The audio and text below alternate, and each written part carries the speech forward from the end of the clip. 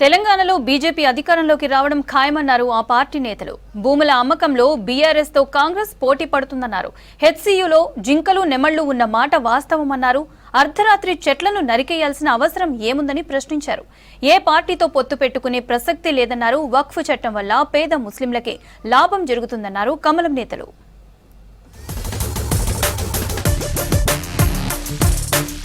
వక్ఫ్ చట్టం వల్ల పేద ముస్లింలకు లాభం తప్పితే ఒక్క పైసా కూడా నష్టం జరగదన్నారు కేంద్ర మంత్రి కిషన్ రెడ్డి.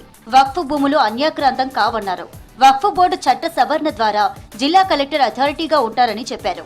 ప్రజల ఆమోదంతోనే వక్ఫ్ చట్ట సవరణ చేశామన్నారు. అక్రమ ఆస్తులు ఉన్నవారే వక్ఫ్ పై వ్యతిరేకంగా పోరాటం చేస్తున్నారని విమర్శించారు.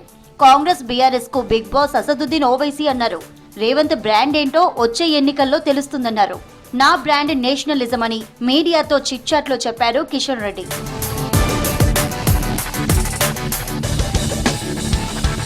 జీహెచ్ఎంసీ ఎన్నికల్లో చతుర్ముఖ పోటీలో బీజేపీ విజయం సాధిస్తుందన్నారు కేంద్ర మంత్రి కిషన్ రెడ్డి.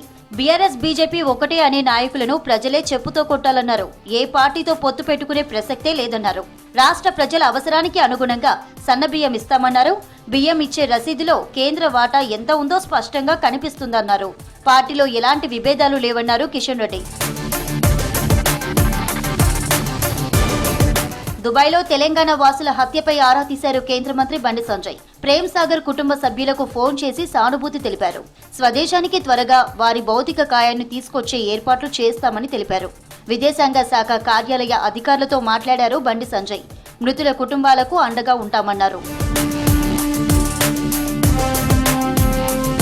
గోషామహల్ బీజేపీ ఎమ్మెల్యే రాజాసింగ్ కు బర్త్డే విషెస్ చెప్పారు కేంద్ర మంత్రి కిషన్ రెడ్డి. బీజేపీ నేతలు రాజాసింగ్ ఎప్పుడూ ఆయురారోగ్యాలతో ఉంటూ సక్సెస్ కావాలన్నారు.